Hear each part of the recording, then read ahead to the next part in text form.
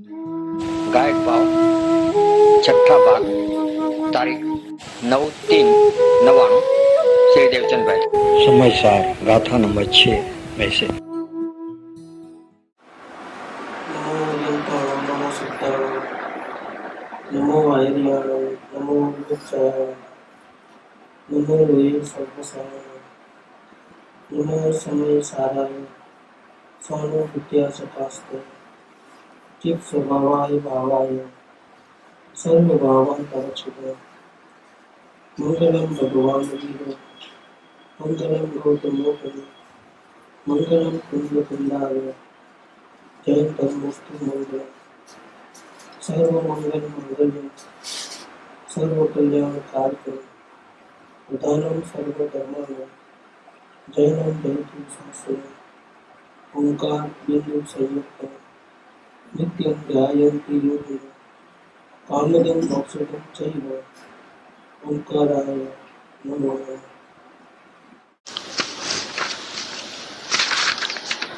गायक भाव समय सार परमागम उसकी 6 नंबर की गाथा के ऊपर पूज्य गुरुदेव के प्रवचन,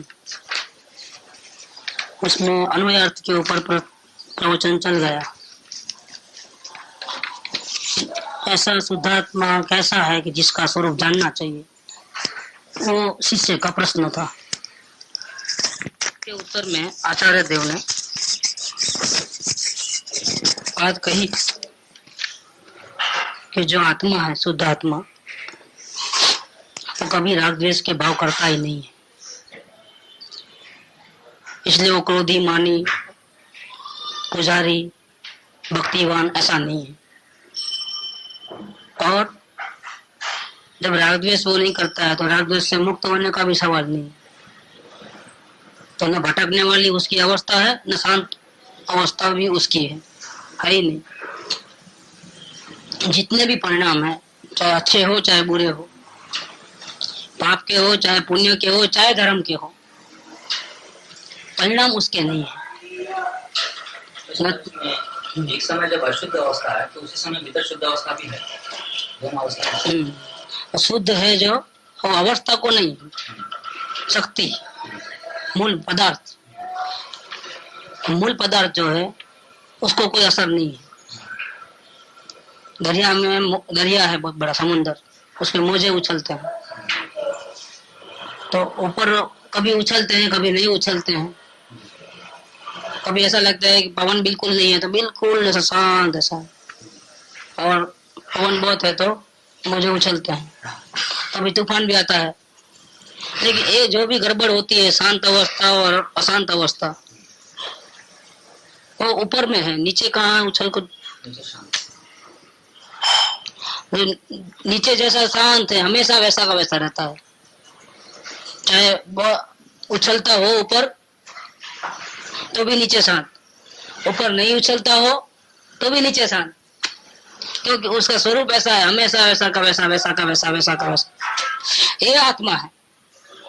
तो शिष्य ने ये प्रश्न पूछा कि जिसका स्वरूप जानने से जन्म मरण के अंत आते हैं, ऐसा शुद्ध आत्मा कौन है, कैसा है कि जिसका स्वरूप हमको जानना चाहिए, जिसको देखना चाहिए, जिसमें लीन होना चाहिए, जिसका अनुभव करना चाहिए। और ऐसा करने से ही हमारा भव का अंत आ जाएगा, दुखों का अंत आ जाएगा। वो पहले स्वरूप क्या है वो तो बताइए। तो ये बताया कि जो शुद्ध आत्मा है, जिसका तुमको ध्यान करना है, जिसको देखना है, जो देव मंदिर में भी अभी भी इसी वक्त विराजमान है, और ज्ञान के द्वारा उसको जानने में आ सकता है, अनुभव हो सकता है ज्ञान के द्वारा। आंख के द्वारा देखा नहीं जा सकता, कान के द्वारा सुनना नहीं जाएगा, जीभ के द्वारा उसका रस समझ में नहीं आएगा। लेकिन फिर भी वो जो तुम दूसरे को जान रहे हो, ऐसा जो तुम्हारे पास ज्ञान है, उसके द्वारा तुम ऐसे भगवान को अंदर में अनुभव कर सकते हो, जान सकते हो। ऐसा आत्मा ऐसा है कि उसने कभी आज तक राग द्वेष किए ही नहीं है, वो प्रमद दशा वाला नहीं है। और वो आत्मा ऐसा है कि मानो अभी वो आत्मा को जानेगा और शांत हो जाएगा। तो शांत दशा भी उसकी नहीं है। जब भटकने वाली दशा उसकी नहीं तो शांत दशा उसकी कैसे हो सकती है? जो भटके वो शांत हो गए, हम तो भटकते ही नहीं थे पहले से, हम कैसे शांत हो गए? ये ऐसा कहो कि हम तो पहले से ही शांत थे, हमको नहीं शांति की कोई जरूरत नहीं है। ऐसा मेरा स्वरूप है। उसको जानने से, ऐसा मानने से, अनुभव करने से, ऐसे स्वरूप को देखने से जिसका कभी नाश नहीं, ऐसा जो स्वरूप है उसको देखने से हम शांति हो जाएगी। बंद कराला नहीं, आसन रखे जरूर ना।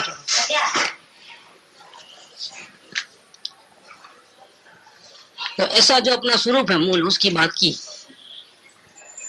तो गायक भाव है नथी अप्रमद के प्रमद नथी। ये प्रमद भी दशा है, अप्रमद भी दशा है। प्रमद राग वाली दशा है, अप्रमद वितराग दशा है। प्रमद दशा में दुख है, अशांति, डर, भय है। अप्रमद दशा में पूर्ण शांति है, तो उसमें कोई चिंता वाली बात नहीं है। ये दोनों अवस्था है शुद्ध आत्मा की नहीं है, आत्मा की नहीं है। एक बात, नथी अप्रमद के प्रमद नथी जे एक ज्ञायक भाव है, मतलब वो जानने वाला जानने वाला जानने वाला जानने वाला हमेशा एक जैसा रहे, एक रूप रहे, कभी बदलाव नहीं आवे, ऐसा जानने वाला जानने वाला जानने वाला जानने वाला है। इसीलिए वो शुद्ध है। ये रीत शुद्ध कथा है ने जे ज्ञात के तो तेज है। ऐसा शुद्ध आत्मा का स्वरूप बताया और तुमने ऐसे भगवान आत्मा को देखा। जब भगवान आत्मा को देखा तब तुमने बाहर से दृष्टि पूरी की पूरी हटा दी, तभी दिखा, नहीं तो कैसे दिखता? अभी वो भी थोड़ा बहुत देख लेना है तो नहीं दिखता है, दो काम साथ में नहीं होते। तो वो जो जानने वाला जो ये जो शिष्य का ज्ञान, शिष्य ने सुना कि आत्मा ऐसा है, तो उसने क्या किया कि पहले वो दूसरे को जानता था और दूसरे को जानना बंद कर दिया। अंदर में राग द्वेष के भाव थे, उसको जानना बंद कर दिया, क्योंकि वो तो वो करता ही नहीं है ना आत्मा। फिर उसे कैसे पहचानेंगे? तो उसको जानने का मतलब नहीं रहा।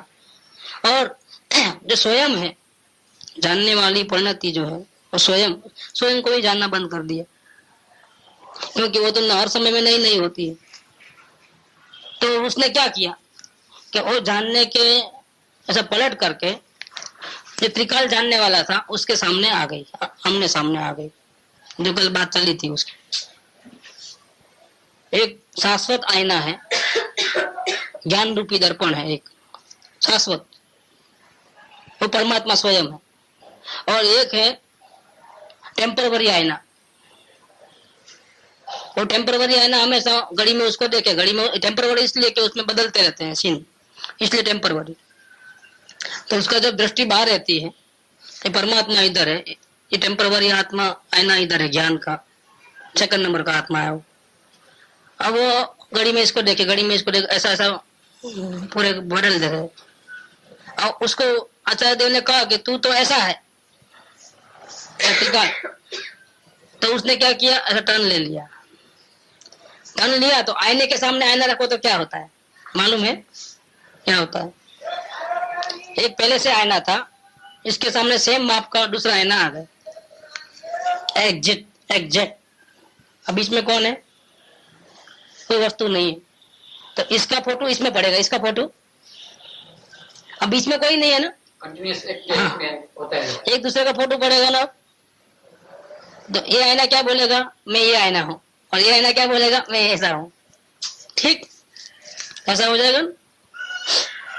तो ये जो बदलता हुआ आईना, जो घूमता आईना जिसको बोलते हैं, जीटी में कोई प्रोग्राम आता है, नाम तो मैंने कभी देखा नहीं है, लेकिन घूमता आईना ऐसा है।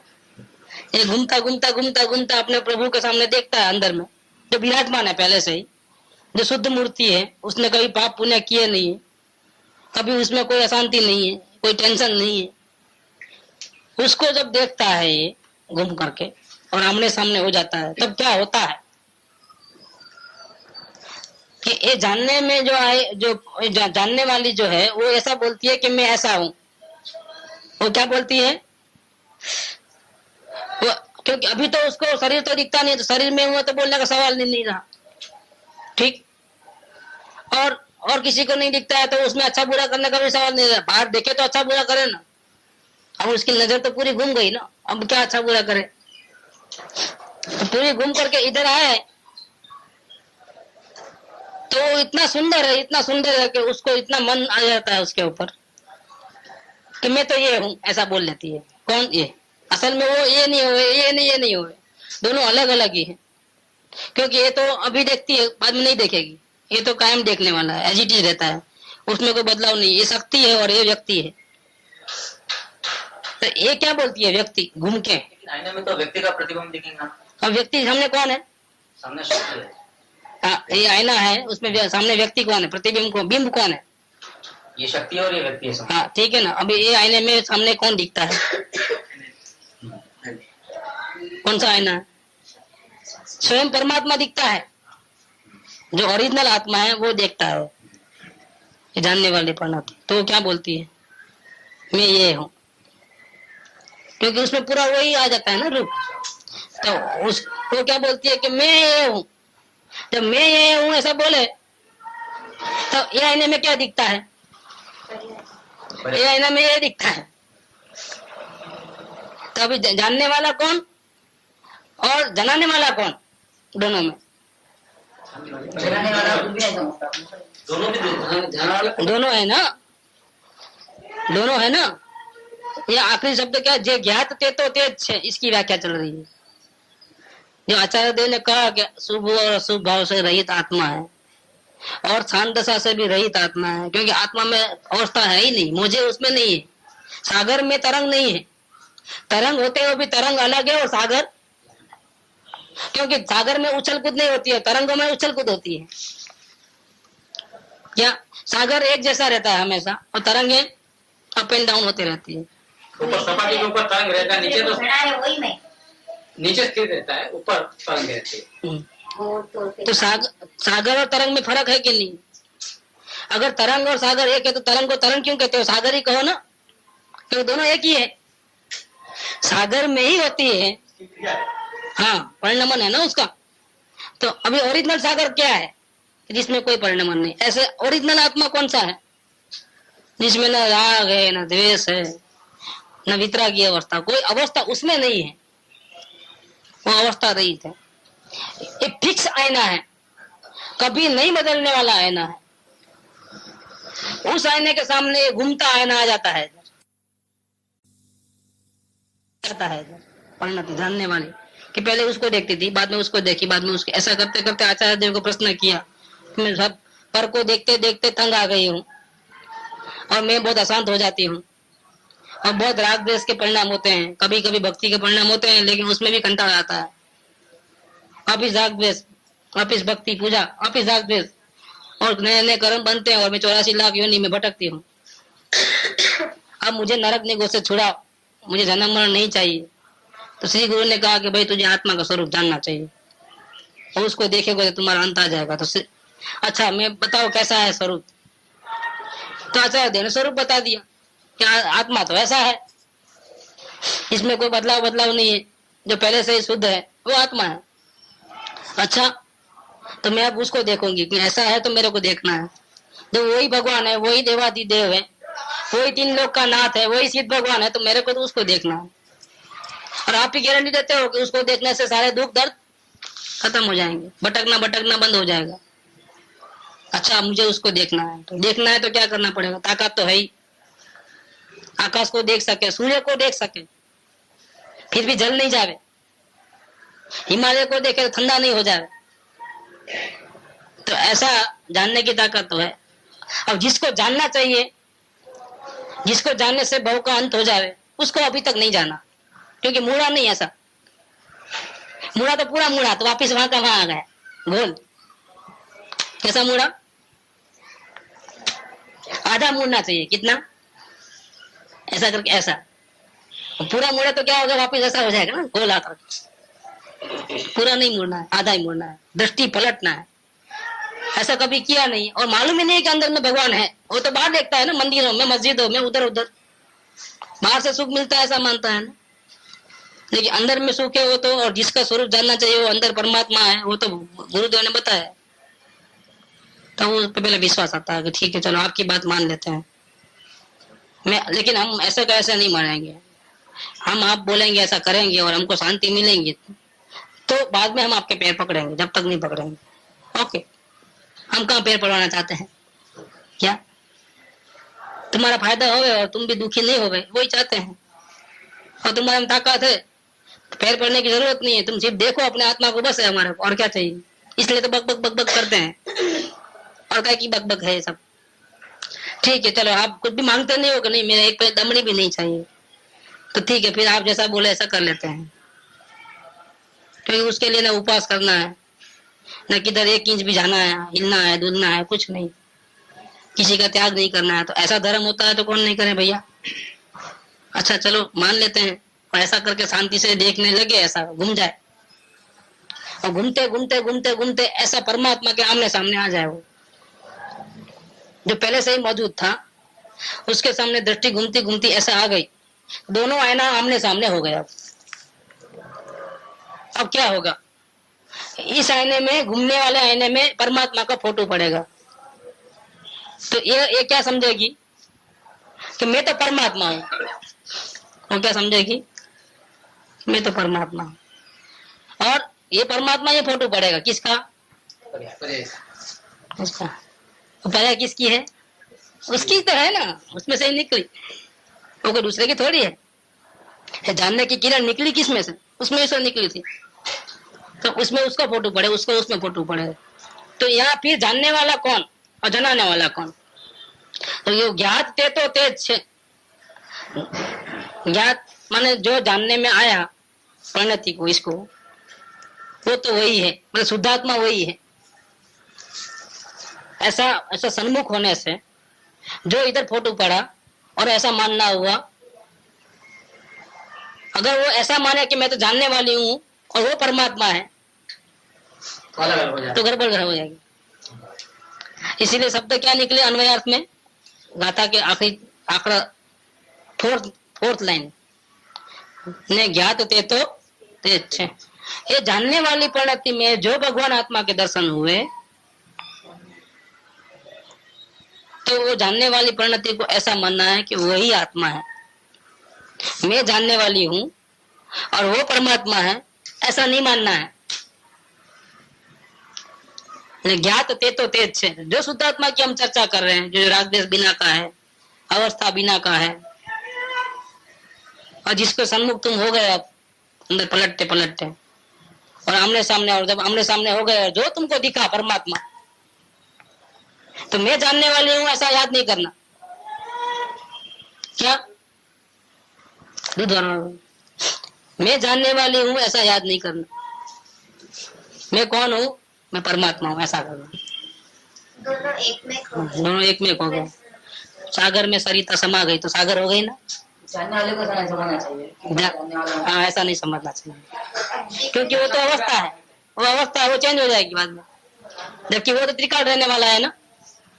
आपको कैसा मकान चाहिए? हमेशा रहने वाला चाहिए या बने और बिगड़े, बने और बिगड़े ऐसा चाहिए? बस तो एक कायम ठिकाना ये है। और गलत नहीं बोलती है ये परिणति, भी गलत नहीं बोलती है कि वास्तव में वो उसमें से तो निकली है। तो परिणति जो अंश से जानने वाली, वो कहाँ से निकली? इसमें से ही निकली। और कहाँ जाने वाली है? उसमें ही जाने वाली है, उसका कहाँ ठिकाना है? और तो फायदा क्या होगा कि भले वो नाश हो जाएगी, लेकिन घड़ी घड़ी उसको देखते रहेगी, तो भले वो एक समय के, लेकिन एक समय में उसको परमात्मा का आनंद मिलते रहेगा, तृप्त हो जाएगी। इसके बदले अगर उसने परमात्मा को नहीं देखा और किसी को देखा, तो क्या हो जाएगा? तो अशांति हो जाएगी, तो रागद्वेष वापिस खड़े हो जाएंगे। उसको रागद्वेष नहीं करना है, जन्म मरण नहीं करना है, तो उसके पास एक ही रास्ता है, देखना तो है, लेकिन किसको देखना? इसको ही देखना, और किसी को नहीं देखना। और किसी को देखने गए, देखो भगवान को देखने गए बाहर में, गुरु को देखने गए, तो क्या होगा? पुण्य भाव होगा, अच्छा भाव है ना। और टीवी देखेगा तो क्या होगा? पाप भाव होगा। पाप भाव होगा तो भी फंसेगा, पुण्य भाव होगा तो भी फंसेगा, जन्म मरण करने पड़ेंगे। और अगर ऐसा नहीं करना है तो फिर एक ही रास्ता है। क्या रास्ता है? उसको हमेशा किसको देखना चाहिए? अपने ही परमात्मा को देखना चाहिए। बाकी सारी दुनिया है कि नहीं, उसको क्या लेना देना है? उसको शांति चाहिए ना। शांति का एक ही उपाय है, अपने प्रभु को देखना, और कुछ नहीं। तो ये बात छठी गाथा में, मूल गाथा में आई। अब टीका अपनी चली थी, टीका में ऐसा कहा था आचार्य देव ने, उसके ऊपर गुरुदेव का प्रवचन। देखो अब टीका के ऊपर अभी प्रवचन शुरू होता है। अपन ने जो शुरुआत की थी वो अन्वयार्थ के ऊपर प्रवचन नहीं किया था, टीका डायरेक्ट ली थी। अभी गुरुदेव का और अपना जो वचन कहाँ कहाँ मिलता है, उन्होंने अपने अंतर से बात करे, अपन अपने अंतर से बात करे, लेकिन वस्तु स्थिति वही की वही रहेगी। टीका अमरचंद्र आचार्य देव, जो कुन आचार्य देव 2000 साल पहले हुए, उसके बाद 1000 साल के बाद हुए। जब उनको अर्धमागधी भाषा के 415 श्लोक समय शास्त्र के हाथ में आए, तो वो समझे कि इस काल के जीवों में इतनी योग्यता नहीं है कि 2-2 लाइन के ऊपर बराबर समझ सकेंगे, इसलिए उन्होंने संस्कृत में उसका अर्थ लिखा गया, कविता का अर्थ लिखा, और खुद ने भी कविता का संस्कृत में ट्रांसलेशन करके संस्कृत कविता बनाई 1000 साल के बाद। वो भी जंगल में रहते थे, नग्न दिगंबर मुनियात, और ताड़पत्र पे लिखा गया है, ऐसा कागज और पेंसिल इंक से नहीं लिखा गया, कोई इंक नहीं थी वहां, वो कागज में होल करते करते, वो पत्ता था झाड़ का, इतने लंबे पत्ते रहते हैं ऐसे। अपन देवलाली में देखे थे, कौन था? आप थे देवलाली में, देखे रमेश भाई के वहाँ, आपको बताया था ना ताड़ के पत्ते, शास्त्र ऐसे लंबे पत्ते रहते हैं। तो एक अनिंदार वो सड़ी लेते हैं, उसमें ऐसा होल करते करते लिखते हैं। कितना टाइम लगता है? इतनी मेहनत आचार्य देव ने की है जंगल में बैठे बैठे, क्या जरूरत थी उनको? अपने आत्मा को छोड़ के क्यों किया इतना? क्या आत्मा में निरंतर रह नहीं सकते थे? तो बाकी का उपयोग बेकार जावे, उसमें या तो पूजा भक्ति होवे, ठीक, या चिंतन मनन होवे, या फिर जगत के जीवों का कल्याण कैसे होवे, ऐसी कोई प्रवृत्ति हो। तो इन्होंने कौन सी प्रवृत्ति की कि आत्मा का स्वरूप कैसा है, जिसको जानने से, और जानने का उपाय क्या है, ये सब लिख के गए, ताकि भविष्य में कोई पढ़े तो उसको अगर समझ में आ जाए, वो ऐसा करे तो वो सुखी हो जाए, वो भी ज्ञानी बन जाए। आत्मा की कविता लिखी। हाँ, कविता लिखी आत्मा को पाने की, आत्मा का स्वरूप क्या है। आज 2000 साल पहले का किताब अपने पास है, अपनी लैंग्वेज में।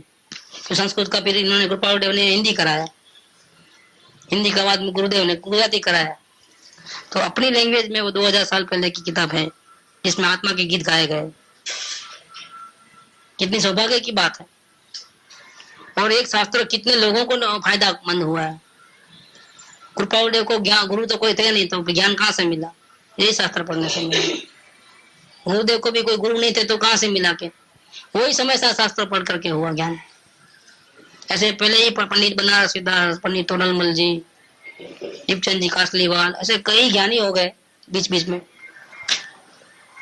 कि उनको जो ज्ञान हुआ है उसमें ये शास्त्र बहुत निमित्त हुआ है, समय सा शास्त्र के पहलाનું संस्कार बहुत रड़ा थी तो न થાય પોતાને ન સમજાય હા પ્રત્યક્ષ પોતાને સમજાય પૂરું હવે તમે જે કીધું ને न समझा प्रत्यक्ष ये तो क्या भूतकाल में कहीं सदगुरु के पास सुने होंगे, वहाँ काम करना चाहा लेकिन वहाँ काम नहीं हुआ, इसके पहले आयुष्य खत्म हो गया, तो फिर इधर आना होता है। समय को सम्मुख થઈ ગયા करीब करीब ऐसा ही, या तो बात गमी हो, अच्छी लगी हो, लेकिन वहां भोग विलास में पड़ गए, और फिर आयुष्य भी तुमका काम करे इसके पहले ही खत्म हो गए, तो फिर यहाँ आना हुआ पंचम काल में। तो यहाँ अगर कोई दोबारा अगर ज्ञानी पुरुष या शास्त्र या भगवान की प्रतिमा देखे, तो अगर वो संस्कार याद हो गए तो अपने आप आगे बढ़ सकते हैं समझ करके। नहीं तो ये समझना बहुत मुश्किल है, अपने आप पढ़ना बहुत मुश्किल है, समझ नहीं सकते। बधाने संस्कार याद आवे એવું જરૂર નથી ना જેની યોગ્યતા योग्यता है, वो भी कुछ चाहता हो, ऐसा मेहनत करना, और मेहनत कर भावना हो, और भावना टिका के रखे, और सामने ऐसा मिल जाए और पूर्व संस्कार जागृत हो गए, तो अर्थ कर सकता है। मैं आपको ये जो अन्वयार्थ है ये ताजुब हो जाए, ऐसा अपन कल पढ़े थे ना, हम कहीं समझाते नहीं। गुरुदेव के प्रवचन में गुरुदेव को प्रश्न किया है, कैसेट में भी ऐसा ही होगा, वो प्रश्न किया है कि ये भाई चलो राजद्वेष के परिणाम आत्मा के नहीं, लेकिन ये धर्म के परिणाम, शांत परिणाम तो आत्मा के कहो, वो क्यों अशुद्ध परिणाम कहते हो आप? एक आत्मा ही शुद्ध, बाकी ये धर्म के परिणाम भी अशुद्ध, राजद्वेष के परिणाम भी अशुद्ध, ऐसा क्यों? समझ में नहीं आता। और ये तो हो गया ना, अब एक समय सार के ऊपर कितनी बार प्रवचन हुए? 19 बार। और जब बड़े बड़े विद्वानों को पूछो कि इसका अर्थ करके बताओ, नहीं करके बताओ, इसका नहीं कर पाएंगे गारंटी से। और यहाँ प्रश्न आखिर में इधर किया है कि गायक पण आत्मा ने ज्ञेय पण आत्मा, मतलब जानने वाला भी वही और जनाने वाला भी वही, ऐसा। जबकि हमेशा क्या होता है कि जानने वाला अलग और जिसको जानते हैं वो अलग होता है। जनरली क्या है कि दरवाजा, तो दरवाजा उधर है और जानने वाला इधर है, दोनों अलग अलग होते हैं ना। और आप जो कहते हो कि ज्ञात तो तेज से, तो जो जानने में आया वो वही है, तो इसका मतलब क्या कि जानने वाली परिणति नहीं रही, अब वही आत्मा, या तो जानने वाली परिणति ही आत्मा है, दोनों एक में। आप क्या कहना चाहते हो? दो चीजें नहीं है, एक ही चीज है वो। प्रश्न, ज्ञायक पण आत्मा ने ज्ञेय पण आत्मा, आश्चर्य, ऐसा कहना चाहते हो आप? हाँ, वो पूछने वाला पूछा, लेकिन जो गुरुदेव ने उत्तर दिया है, मैं चैलेंज लगाता हूँ, कोई भी विद्वान को पूछना, इधर उत्तर भी यहाँ है, प्रश्न भी इधर है, समझा दो जरा मेरा, बोलना उसको। नहीं, पॉसिबल नहीं, क्योंकि गुरुदेव ने क्या कहा, यहाँ गायक ने ज्ञेय तरीके અહીં तो परे लेवी છે। असल में जानने का काम कौन करती है? घूमता है ना, वो तो कहीं आया नहीं सामने।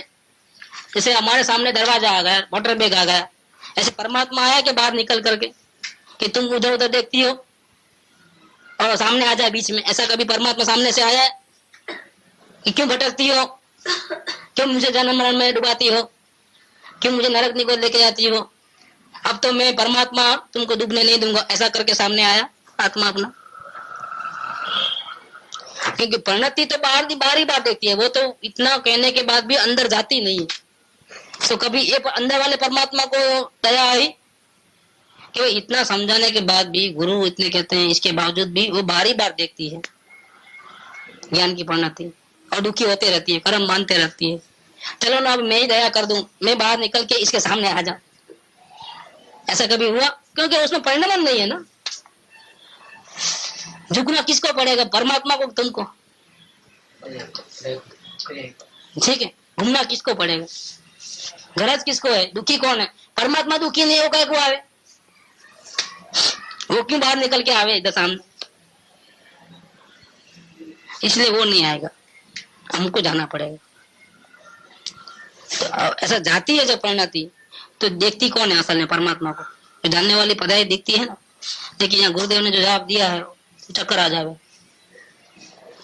गुरुदेव ने ये कहा है कि ये गायक है, कौन? परमात्मा, और ये कौन है? उसमें ज्ञेय हो गई है। अभी समझ में कैसे आया बताइए? ये समझ में नहीं आया। हाँ, यहाँ गायक ने, प्रश्न क्या, गायक भी आत्मा और ज्ञेय भी आत्मा? अब आत्मा तो एक ही है दोनों में से। ये तो समझाने के लिए अपन कहे कि राग द्वेष वाला आत्मा नंबर 1, जानने वाला आत्मा नंबर 2, और जिसमें कोई परिणाम नहीं है, शक्ति रूप परमात्मा, वो नंबर 3 आत्मा। लेकिन ऐसे अलग अलग थोड़े हैं, वो तो बराबर ध्यान में आवे इसलिए। अब वो राग द्वेष की बात तो छोड़ो, क्योंकि जब परमात्मा को देखते हैं तब राग द्वेष होते नहीं है, तो वो तो आत्मा आउट। ठीक, अभी 2 आत्मा रहे, जानने वाला आत्मा और जो पहले से था वो आत्मा, दोनों आमने सामने आ गए। और जानने वाले आत्मा ने परमात्मा को जाना, जानने वाले आत्मा के पसीने की पर्दे के ऊपर ये परमात्मा का पूरा फोटो आ गया। फोटो आने पर भी परमात्मा तो अलग ही रहा ना। जैसे मोमबत्ती को देखते हैं तो मोमबत्ती थोड़ी घुस जाती है आईने के अंदर, परमात्मा अलग रह गया। लेकिन यहाँ क्या बात चली है कि जिसकी हम चर्चा करते हैं, जो शुभ अशुभ भाव से रहित है, जो वितरागी परिणति रहित है, राग वाली परिणति, वितरागी परिणति रहित जो परमात्मा है, वही शुद्ध आत्मा है। और ये जानने वाली परिणति घूमते घूमते जब इसको देखती है तो वो क्या समझती है? मैं जानने वाली परिणति हूं, ऐसा नहीं। क्योंकि एंगल क्या था यहाँ पर, किसको देखना है? प्रश्न क्या था और एंगल क्या है? अब जानने वाली परिणति को अपने को देखना है कि परमात्मा को देखना है? वो ऐसा भी देख सकती कि देखो मैं जानने वाली हूँ और वो सामने परमात्मा है, ऐसा भी देख सकती थी ना? नहीं, लेकिन उसके नजर में क्या बस गया था? मुझे कुछ नहीं पता, मुझे परमात्मा देखना है, शरीर नहीं देखना है, राग द्वेष के भाव नहीं देखने हैं। अरे मैं अपने को ही भूलने को तैयार हूँ, क्योंकि मुझे परमात्मा के सिवा कहीं चैन नहीं। जब तक मैं नहीं देखूं तब तक मुझे चैन नहीं है। अब क्या इतनी बेचैन हो गई है, इतनी दुखी हो गई है कि अगर वो सामने आमने सामने नहीं मिलेगा। आपकी क्या हालत थी अनुभव के पहले?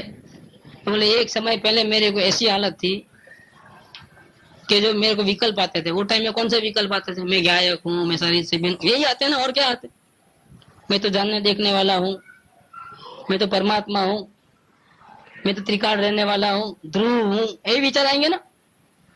कि वो विचार मुझे ऐसे लगते थे और इतने दुखदायी लगते थे कि मुझे ऐसा लगता था कि मेरे शरीर में चारों ओर कोई छुरे घोंप रहा है। वो विचार उनको अच्छे नहीं लगते थे। क्यों? मुझे सिर्फ परमात्मा चाहिए। मैं अपने आप को मिटा देने को तैयार हूँ, सर्वस्व अर्पण करने को तैयार हूँ। मुझे सिर्फ परमात्मा देखना है। तो उसको धुन किसकी सवार थी? जब इसकी इतनी धुन आ गई परमात्मा की, तो वो जानने वाली पर्याय जब ऐसी हो जाएगी आमने सामने, तो अपने आप को याद करेगी वो कि भूल जाएगी? जिसको पहले से ग्राउंड में वो है, उसको परमात्मा का विकल्प भी अच्छा नहीं लगता है। उसको तो परमात्मा चाहिए, विकल्प नहीं करना है उसको। ऐसी धुन लग गई और उतावली बावरी प्रेम की प्यासी हो गई थी। अब उसको अगर प्रेम मूर्ति दिख जाए अंदर में तो क्या हो जाए? क्या हो जाए बताइए? हाँ, यही बात है इसमें। प्रेम गली अति सांकरी, तामे दो न समाए। देखो, एक हो जाए दोनों। ऐसे लाली देखन में गई और मैं भी हो गई लाली, तेरे लाल की जित देखूं तित लाल। और नमक के दो पुतले थे, समुद्र के किनारे पे खड़े थे। एक पुतले ने दूसरे पुतले को कहा, ये समुद्र इतना बड़ा दिखता है, अंदर में कितना होगा? थोड़ी देर में देख के आती हूँ, आके बताती हूँ। क्या हुआ? नमक की पुतली गई अंदर में, तो क्या हुआ? घंटा, 2 घंटा, 4 घंटा अभी नहीं आई। जब मैं देख के आती हूँ कितना, कहाँ गए? वो भी गई, तो वो भी गई। क्या ये तो कैसा अनंत कुआं है। जिस आनंद के लिए हम तरसते थे वो आनंद अपने में ही मिल जाए तो क्या फिर बाहर देखने का दिल होता है? दिल ही नहीं होता है। बाहर कहीं अच्छा नहीं लगता है, डूब जाते हैं। मजबूरी, पूर्व कर्म वसात નિબંધન છે પૂર્વ કર્મનું. પોતામાં નબળાઈ છે કે પોતે અંદરમાં હજી એટલો સ્થિર રહી શકતો નથી. બસ આ જ કારણ છે કે બહાર ઉપર ફરે ને પછી બોલવાની ચાલવાની બધી ક્રિયા થાય. ઇન્ટરેસ્ટ, નો ભાવ, નો ઈચ્છા. तो ये पोजीशन बनी कि वो एक में हो गई. परमात्मा को देखे तो क्या बोलने लगी? अपने आप को भूल गई. अरे गोपियां वृंदावन की कृष्ण के प्रेम में इतनी पागल हो गई थी कि वो दही बेचने जाना पड़ता था, लेकिन चित्त कहाँ था? कृष्ण में. कृष्ण का एक दूसरा नाम उन्होंने माधव रखा था. क्या? और उनको दही बेचने नहीं जाए तो भूखे मरे. और गवालन थी ना वो तो गोपियां, उनके घर में गाय भैंस वगैरह रहते और दूध दो करके भी सबको बेच देते. उसमें से खाना पीना लाते और खाते, गुजारा चलता कैसा भी. वो मजबूरी से. बाकी तो उनको कृष्ण के साथ ही साथ रहना था. बाहर कहीं घूमना, कुछ काम करना अच्छा नहीं लगता था, इतनी पागल हो गई थी. लेकिन फिर भी मजबूरी से बाहर जाना पड़ता था दही बेचने के लिए. तो मटकी रहती थी दही की, मक्खन की, दही की. और वो बोलती थी मक्खन लियो या दही लियो, ऐसा नहीं बोलती थी. क्या बोलती थी? कोई माधव ले रे भाई, कोई माधव लियो, ऐसा बोलती. क्या भैया मेरे को दही ले लो और मेरे को कुछ बदले में पैसा चाहिए ना, उसको तो गुजरा करने के लिए, बिक्री करने का था उस दिन भर. बेचारी कृष्ण के विचार कृष्ण के चल रहे थे अंदर में, माधव के. तो दही लियो ऐसा नहीं बोल के क्या बोलती थी वो? अरे कोई माधव ले रहे, ऐसा बोलती थी. इतनी पागल. मतलब क्या प्रेम में डूब गई थी वो. उसको कोई दिखाई नहीं देवे. पतिव्रता स्त्री को पति के अलावा कोई दिखाई देता है? नहीं दिखाई देता. पुरुषों की सभा हो और कोई अर्जेंट काम आया और बुलाने आती है तो 50-100 आदमी बैठे रहते हैं और थोड़ी दिखती तो है लेकिन नजर दिखती है। फिर वो कोने में बैठे हैं तो नजर टिक जाती है। जब उनको बुलाओ, क्या नजर किधर है? अब इतने लोग बैठे हैं, उनको बुलाओ, देखो अपनापन किधर है। ऐसे ये अपने आप को भूल जाती है, जानने वाली परिणति वो अपने आप को भूल जाती है। क्या बोलती है? मैं परमात्मा हूँ। क्या बोलती है वो? परमात्मा तो अलग है, खुद जानने वाली अलग है, लेकिन जानने वाली परिणति अपने को भूल करके क्या बोलती है? मैं परमात्मा हूँ। अब यहाँ गुरुदेव ने कमाल क्या किया है। शिष्य का प्रश्न था शुद्धात्मा कौन है, तो यहाँ जब प्रश्न पूछा कि ज्ञायक भी आत्मा और ज्ञेय भी आत्मा, दो आत्मा है क्या? ऐसे दो मतलब एक ही। तो समाधान दिया कि ज्ञायक ने ज्ञेय तरीके અહીં तो पर्याय लेवी છે। मतलब क्या कि परमात्मा देख रहा है किसको? जानने वाली परिणति। तो ज्ञेय कौन किसको बनाया? गुरुदेव ने कला को बनाया, जबकि असल में ज्ञेय कौन है? परमात्मा है। देखो यहाँ कैसी अदल बदल कर दी उन्होंने। क्या कारण है? क्योंकि एंगल क्या था? पर्याय को बताने का था, ये परमात्मा को बताना था। अब जो परिणति है वो एक समय की ज्ञायक है, और वो कैसा ज्ञायक है? त्रिकाल ज्ञायक। और प्रश्न भी उसको दिखाने का था, तो इसको कर्ता स्थापित करना था, ज्ञायक कर्ता। ये जो जानने वाली परिणति उत्पन्न हुई, उसका करने वाला कौन? असल में जानने वाला कौन? असल में सही आईना कौन? परमात्मा हुआ। परमात्मा जानने वाला और परिणति उसमें जनाने वाले। तो वास्तव में ऐसा ही होता है। इस आईने में इसका फोटो पड़ता है, इस आईने में इसका फोटो पड़ता है। वो भी कोई गलत नहीं है, बस मुख्यतः एंगल बदलना। तो पर्याय को नहीं पहचानना है ना, अभी अपने पर्याय को तो भूलना है। हमारा क्वेश्चन हाँ અત્યારે તો તેની पर्याय લેવી છે। કેમ? બરાબર છે, કેમ કે જે જણાણો છે એ पर्याय પોતાની છે। જો એટલે ત્યાં ભેદ નથી પાડવો, ત્યાં पर्याय ને આમ કરીને, અને તેને તે જાણે છે પરંતુ પરને જાણે છે એમ નથી। તથા વળી જે જ્ઞાયકપણે જણાણ એમ આવ્યું છે ને, તો તે पर्याय છે। ज्ञायकपणे जणाणो वो परमात्मा जानने में आया, जानने वाली परिणति को। लेकिन क्या बोला कि वड़ी जे ज्ञायकपणे जणायो तो ये तो पर्याय છે એમ કીધું। આ ઝીણી વાત છે ભાઈ, બહુ સૂક્ષ્મ વાત છે। આ અનંતકાળની મૂળ ચીજનો અભ્યાસ જ નથી ને, તેથી વાત બહુ ઝીણી લાગે છે। ये रहस्य नहीं समझ सकता है कोई, ये अनुभूति के सिवा ये वचन समझ में नहीं आता है। पूछ लेना, विद्वान तो बहुत है ना, अपने पास कभी मौका आया तो टेस्ट कर लेना। बड़े बड़े दिग्गज हैं, लाखों की इमेज नहीं जमती है उनके सामने। तो इसका क्या अर्थ है जरा बताना। नहीं समझा पाया, तो इसलिए अनुभव के वचन निकले हैं। अब टीका के ऊपर प्रवचन चालू करते हैं। टीका में अमृतचंद्राचार्य देव ने डायरेक्ट बात नहीं करी। डायरेक्ट मतलब कौन सी? कि आत्मा राग द्वेष नहीं करता है, आत्मा में शांत दशा भी नहीं है, आत्मा तो मात्र ज्ञायक है, ऐसी बात नहीं करने के बदले आत्मा का ओरिजिनल स्वरूप बताया। क्या स्वरूप बताया? टीका के शब्द अमृतचंद्राचार्य देव, जे पोते पोताथी सिद्ध होवा थी।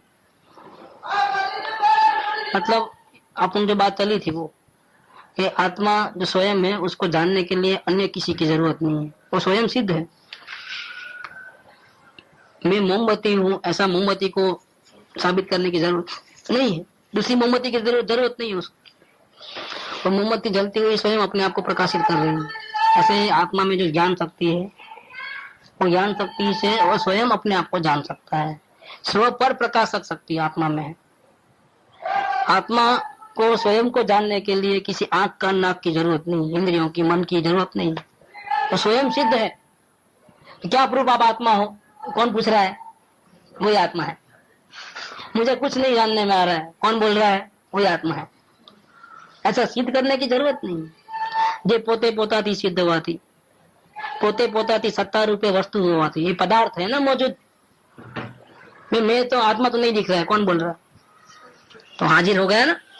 मैं नहीं हूँ वो बोलता कौन है? तो मतलब वो तो है ना, पोते सत्ता रूप वस्तु है। कोई थी उत्पन्न थयो नहीं हुआ थी, शरीर उत्पन्न हुआ है, शरीर बड़ा हुआ है, छोटा हुआ है, सब बूढ़ा हुआ है। आत्मा को बड़ा होते दिखा है किसी ने? पैदा होते देखा है किसी ने? नहीं देखा। मृत्यु के वक्त हमारे सामने देह छोड़ा, आत्मा को देखा कि कैसे निकला है बाहर।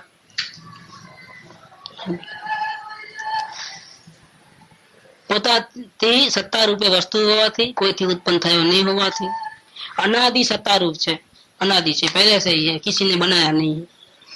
પોતે એની સત્તા પોતાથી હયાતી હોવાથી કોઈથી ઉત્પન્ન થયો નથી, किसी भगवान ने उसको उत्पन्न नहीं किया है। अगर आप कहोगे कि कोई भगवान ने उसको उत्पन्न किया तो भगवान को किसने बनाया? चलो कहीं तो एंड होना पड़ेगा ना, कहीं तो आपको ये बोलना पड़ेगा कि इसको किसी ने नहीं बनाया है, ये हम नहीं जानते। तो फिर यही स्वीकार कर लो ना भैया कि भगवान आत्मा को किसी ने बनाया। ज्ञान कहीं बनते नहीं देखा है, रोटी बनते देखी है क्या? प्लास्टिक के सामान बनते हुए देखा है कारखाने में, दवाइयां बनते देखी है, गेहूं के झाड़ उगते हुए देखे हैं, आम के झाड़ देखे हैं, आत्मा के झाड़ ज्ञान किसमें से निकला है ऐसा बताया कोई है तो? अरे शास्त्र पढ़ने वाले में से भी ज्ञान निकलता नहीं, अंदर से निकलता है, नया उत्पन्न नहीं होता है। પોતાની હયાતી હોવાથી કોઈથી ઉત્પન્ન થયો નથી, માટે ભગવાન આત્મા કે જેને અમે શુદ્ધ કહેવા માંગીએ છીએ, ये कैसा है? तुमने प्रश्न किया कि शुद्ध आत्मा कैसा है, तो हम कहते हैं कि वो अनादि सत्ता रूप है। ये अमृतचंद्र आचार्य देव ने कहा, सीधी परिणाम से बात नहीं करे। उनको आचार्य देव के जमाने में 2 लाइन में सब समझ जाते थे, इसलिए शॉर्ट में चले, लेकिन अमृतचंद्र आचार्य देव ने विस्तार किया। ऐसा कहने से नहीं समझेंगे, उल्टा वो बोलेंगे कि रागदेव हम नहीं करते तो कौन करता है? रोटी खाने का भाव तो हमको आता है ना, भले रोटी नहीं खा सकते, चलो ये तो मान लिया कि वो अंदर घुसती नहीं है आत्मा में, लेकिन खाने का भाव तो हमको आता है ना। तो दीवार को आया, रोटी को आया, थाली को आया, खाने का भाव किसको आया? तो वो शॉर्ट लाइन में समझ नहीं सकते हैं आचार्य, कुनको आचार्य की बात समझ नहीं सकते। अमृतचंद्र आचार्य देव ने विस्तार से बात बताई कि जो आत्मा शुद्ध आत्मा है वो अनादि सत्ता रूप है, अनादि हुआ रूप से। इसका मतलब क्या कि जो अनादि है वो बदलता नहीं है, क्योंकि हमेशा रहता है, हमेशा रहता है। तो बदलता कौन है? परिणति। वो परिणति में क्या है? राग, द्वेष या शांत दशा, इसीलिए वो आत्मा और दोनों अलग है, ऐसा करके बताया हमने। परिणति तो आवे और जावे, मुझे तो उछले और शांत हो जाए, लेकिन वो पहले से ही था। अनादि सत्ता रूप से, अनादि हुआ रूप से, पर्याय तो थाय ने जाए, पण वस्तु के जो राग थी पृथक है, राग भी है, राग द्वेष के भाव भी है और वस्तु भी है, लेकिन दोनों एक दूसरे के साथ कैसे हैं? क्या अलग है। वहीं होने पर भी अलग है, एक ही साथ रहने पर भी अलग है। वस्तु के जो राग थी पृथक से, ये तो अनादि सत्ता रूप से, जो मूल वस्तु है वो तो अनादि से है, अनादि थी होवा वाली चीज છે, કેમ કે તે કોઈથી ઉત્પન્ન થયો નથી। ઈશ્વરે આત્માને ઉત્પન્ન કર્યો છે કે કોઈ ઈશ્વર એનો કરતા છે એમ નથી, પોતે પોતાથી જ છે। आत्मा को किसी ईश्वर ने बनाया नहीं है। अब प्रश्न कि भाई जैन दर्शन तो अनेकांतवादी है, ऐसा भी होता है और ऐसा भी होता है, ऐसा तो आप दोनों बातें रखो। आपकी बात हम मान लेते हैं कि आत्मा को किसी ने बनाया नहीं, और हमारी बात आप मान लो कौन सी, कि आत्मा को ईश्वर ने बनाया है। तो हमारा आपका झगड़ा मिट जाएगा ना। अब आप अपनी बात पकड़ोगे और हमारी बात नहीं मानोगे तो भाई हम आपकी बात क्यों माने। और आपका जैन दर्शन कैसा है? किसी का विरोध नहीं। क्या जैन दर्शन क्या है? अनेकांतवाद है, किसी का विरोध नहीं करता है। अगर बुद्ध भगवान कहते हैं कि आत्मा क्षणिक है, हाँ बराबर है। वेदांत कहता है कि आत्मा एक है, तो हाँ बराबर है। जैन दर्शन किसी का विरोध नहीं करता। फिर ये बात पे क्यों अकड़ गए कि आत्मा को ईश्वर ने नहीं बताया, बनाया है? हमारी बात मानो ना भैया, हम आपकी बात मानने को तैयार है। चलो आपकी बात मान लेता है कि आत्मा को किसी ने बनाया नहीं, लेकिन अब हमारी बात को आप मानो कि आत्मा को ईश्वर ने बनाया है। तो आपका विरोध नहीं, तो हमारा विरोध आप करेगा तो आप अनेकांतवादी कहाँ हुआ? फिर आप अपने जैन धर्मी कैसे कहते हो? देखो कैसा उल्टा मारा है।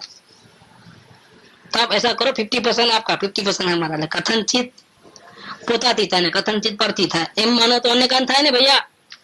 સમાધાન भाई પોતે પોતાથી છે ને પરથી નથી, એનું નામ અનેકાંત છે। बुद्ध ने क्या कहा कि आत्मा स्वयं अपने से जानने में आता है और दूसरे किसी से जानने में नहीं आता है, उसका नाम अनेकांत है। પોતાની સત્તા પોતાથી છે, પણ પોતાની સત્તા પડતી નથી, એનું નામ અનેકાંત છે. अनेकांत माने क्या? अनेकांत, अनेक अंत, अनेक अंत माने धर्म. एक ही पदार्थ के अंदर उल्टी सुल्टी दोनों अवस्थाएं इसके अंदर हो गए, दोनों गुणधर्म उसमें हो गए, और दोनों को एक साथ देखे, उसका नाम अनेकांत. जैन दर्शन में के सिवा किधर भी नहीं मिलेगी. देखो वेदांत बोलेंगे कि आत्मा एक है, और बौद्ध धर्म क्या बोलेगा? नहीं, झूठे हो तुम, आत्मा एक नहीं है, क्षणिक है. वो बोलते हैं नित्य है वेदांती, ये बोलता है नहीं, हर समय नया नया होता है. दोनों का विरोध है. एक जैन दर्शन में क्या है? वेदांत बोलता है आत्मा नित्य है, कि हाँ बात सही है. बौद्ध बोलता है आत्मा अनित्य है, हाँ बात सही है. ये कैसे बन सकता है? एक ही आत्मा में दो चीज कैसे हो सकती है? या आप नित्य कहो या अनित्य कहो, या एक कहो चाहे अनेक कहो, दोनों बात कैसे हो सकती है? बताइए. अब सिक्के के कितनी साइड होती है? सिक्का कितना है कि नहीं? दो. ठीक ऐसे आत्मा में भी दो साइड है. एक ही आत्मा में दो गुण धर्म है, वो दोनों गुण धर्म, दोनों क्वालिटी एक साथ उसमें है. वो अपने से है अस्थि, और पर से नहीं है नास्ति. ये अस्थि और नास्ति दोनों एक साथ एक ही वस्तु में है. त्रिकाल टिकने वाला एक रूप है तो नित्य, लेकिन हर समय बदलते रहता है, नई नई अवस्था होती है, उस दृष्टि से वो अनित्य. देखो दोनों साइड एक ही साइड में है. और लोगों को चक्कर नहीं आवे तो क्या हो, ऐसे आत्मा को देखना है क्या?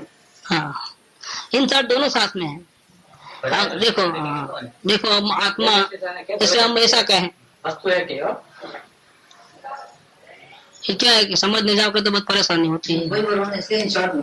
इन शॉर्ट में क्या है, इन शॉर्ट में भी कहोगे तो और उलझोगे. तो विस्तार से समझाने की चीज है. शॉर्ट में कहने से समझ में नहीं आता है, परेशानी, ये उलझ जाएगी मामला. और प्रयोग करने वाला अगर उलझा तो इसके 12 बज जाएंगे. क्या परेशानी इस बात की है? उसको तो एक ही बात, मुझे शांति चाहिए, अब मुझे क्या करना है बता दो. दूसरे पंचायत मेरे सामने मत करो. ये होगा आत्मा फात्मा, 3 आत्मा 4 आत्मा 10 आत्मा, हमको क्या करने का भैया? हमको क्या करना बता दो, सीधी बात बताओ ना. और ऐसा ही हुआ था. मम्मी में एक आदमी ऐसा मिला था मेरे. ऐसा होना ही चाहिए, ऐसा ही होता ही है. नहीं तो उलझ जाओ. ये ना पूरा समझने बैठी, हम कभी चलाया नहीं ये सब्जेक्ट, सुनने में नहीं, लेकिन अभी समझ में आता है. स्टार्टिंग कर लेने के बाद में भी ये सब ऑटोमेटिक हाँ समझ में, और बहुत अच्छा लगता है. ऐसा समझ में आता है कि जैसे ये बहुत अच्छा लगता है. गुरु जी की राय क्या अवलोकन करो. गुरु जी की राय वही है जो भगवान की राय है. अनेकांत है, दोनों वस्तु साथ में है. आत्मा नित्य भी है, अनित्य भी है, एक भी है, अनेक भी है, दोनों है. असल में क्या है कि जिसको प्रयोग के द्वारा शांति नहीं मिलती है, और जो समझ नहीं सकता है, उसको और अच्छा समझाने के लिए, और अच्छा समझाने के लिए भेद पढ़ते पढ़ते पढ़ते पढ़ते ये भेद की व्यवस्था है पूरी. अलग अलग करके 3 आत्मा करके फिर वो एक ही है करके बोलना है. पहले अलग अलग कर देना. देखो भैया ये उंगली है, ये नाखून है, ये हाथ है, ये राइट है, लेफ्ट है, ऐसा करते करते पूरा ला करके देखो अब पूरा हो गया ना. अब ये देवचंद भाई क्या, अब बताइए इतनी बातें हैं एक देवचंद भाई में शरीर के अंदर, लेकिन डायरेक्ट नहीं समझ सकता था. दृष्टि छोटी, एक एक एक देखना. इतने बड़े हिमालय को हम एक ऐसे कैसे देख सकेंगे? तो ऐसा फिराना पड़ता है. फिर बोलेंगे पूरा ये एक ही है. जिसकी दृष्टि विशाल है, ज्ञानियों की दृष्टि विशाल है, वो पूरी चीज को एक साथ देख सकते हैं. और जो अज्ञानी की दृष्टि छोटी है, बिल्कुल नजर बहुत कमजोर हो गई है, तो उसको क्या करते हैं, देखो पहले ये देखो, फिर बाद में वो देखो, बाद में वो देखो, फिर सबको एक साथ में मिला दो. अब ये वो आत्मा है, ऐसा नहीं क्या? अभी जानने वाला भी आत्मा है, और जिसको जानना है परमात्मा वो भी आत्मा है, और दोनों एक ही है असल में देखा जाए प्रमाण के विषय में. लेकिन अभी क्या प्रयोजन है ओरिजिनल स्वरूप को जानने का? अभी वर्तमान का जो बदलता है वो नहीं जानना है. ओरिजिनल क्या है, तो जिसको जानने से शांति मिले. हमारे भारत देश के परिणाम भी तो जानने वाला ही जान रहा है. हाँ जानता, वही जानता है, जानने वाला ही जानता है. जानने वाला राग द्वेष नहीं करता है. हाँ अलग अलग कर दिया ना दोनों. अलग अलग डिफरेंस कर दिया। घंटी ऊपर की नीचे की एक ही है, दो मिला के घंटी, अकेले नीचे की थोड़ी घंटी है। लेकिन अभी दोनों का स्वरूप बताना है, ऊपर वाले का अलग, नीचे वाला का अलग। नीचे वाला हमेशा ऐसा का वैसा रहता है, और ऊपर वाला कभी घूमता है कभी रुक जाता है। तो अभी ऐसे बाहर से देखे तो पूरी कंबाइन घंटी है, बराबर है। लेकिन ओरिजिनल जो नहीं बदलने वाला पार्ट और बदलने वाला पार्ट, अब इन दोनों में भेद करो। ओरिजिनल कौन कौन किसके आधार पे, ऊपर वाले नीचे वाले के आधार पे है कि नीचे वाला ऊपर वाले के आधार पे है? किसके इंटरडिपेंडेंट तो है, लेकिन आधार किसका लिया है? नीचे वाले का। तो ये मूल पदार्थ है, और मूल पदार्थ अगर खिसके तो पूरा मटिया मेल हो जाए। जिस घर में अपन रहते हैं वो घर ही हिलने लगे तो बताइए आप, वो तो फिक्स होना चाहिए ना। बड़े किधर भी घूमो दुनिया भर में दिन भर, लेकिन जहाँ हम आते हैं, सोते हैं, खाते पीते हैं, वो तो फिक्स होना चाहिए ना भैया। तो वो फिक्स है नीचे वाला, जिसमें हमारा ओरिजिनल स्थान है वो। अब हम कभी कभी हम भटकते रहते हैं उधर उधर, लेकिन वापस कहाँ आना पड़ेगा? थके हारे कहाँ जाना है? यहीं आना, घर आना है। ये घर कौन है? तो हमारा घर शाश्वत है। जैसे शुद्धात्मा परमात्मा कौन है? शाश्वत परमात्मा है, हमारा घर है ओरिजिनल। शांति बाहर रहने से मिलती है कि घर में आने से मिलती है? ऐसे आत्मा में घुसने से, उसको देखने से शांति मिलती है। उसको नहीं देखोगे तब तक भटकते रहोगे बार बार, और उसमें रहोगे तो न धूप लगेगी, न बारिश आएगी, न ठंडी, न गर्मी, कुछ नहीं, सेफ साइड। शांति चाहिए तो फिर किसको देखना? घर को देखना कि घर के बाहर वाले को देखना? घर को ही देखना है। ये बात इधर चल रही है। इसीलिए आत्मा कैसा है कि आत्मा जानने वाला भी है और परमात्मा भी है, और अज्ञान अवस्था में रागद्वेष वाला भी है। लेकिन अभी उसकी चर्चा नहीं करनी है। अभी किसकी? आत्मा के वो पाठ की चर्चा करनी है कि जो शाश्वत है, जो सबका आधार है। तो वो कौन है? तो परमात्मा है। आज तक हमने अपने आप को परमात्मा माना है? हमने अपने आप को कैसे माना है? पामर, रागद्वेष, क्रोधी, मानी, लोभी, ऐसा माना है ना। बहुत भक्ति वाला ऐसा माना है ना, पुजारी माना है। ये माना है कभी? तो उसका ज्ञान नहीं होने से हम भटकते रहते हैं। फिर हम पामर हैं तो हम असहाय है, तो फिर हम किसी का सहारा लेने के लिए भागते हैं, क्योंकि हम अपने आप को कैसे मानते हैं? बेसहारा। तो हमको किसी ना किसी का सहारा चाहिए, और फिर जाते हैं, ऐसी इच्छा करते हैं, फिर वो सहारा देवे तो राजी हो जाते हैं, नहीं देवे तो दुखी हो जाते हैं। यही है ना चक्कर, तो ये चल रहा है। अगर इसको देख ले तो अपने ओरिजिनल स्वरूप को, तो कुछ करने देने की जरूरत पड़े नहीं पड़े। इसीलिए बताया गया कि भाई तुम सब जानते हो लेकिन ओरिजिनल को नहीं जानते हो, अपने मूल स्वरूप को। उसको जान लो, शांति हो जाएगी तेरा, तुमको कहीं भटकने की जरूरत नहीं पड़ेगी। ये बता रहे हैं इधर। तो यहाँ टीका के ऊपर जो प्रवचन है वो कल से शुरू करेंगे, और आज का टाइम तो पूरा हुआ है। लेकिन अभी आत्मा का मूल ओरिजिनल स्वरूप बताएंगे, और गुरुदेव को प्रश्न भी चुनने वालों ने किए हैं, साथ साथ में पूरा खुलासा आएगा। अभी असल में विषय अब शुरू होता है, 6 प्रवचन होने के बाद अब टीका का प्रवचन अभी शुरू होता है।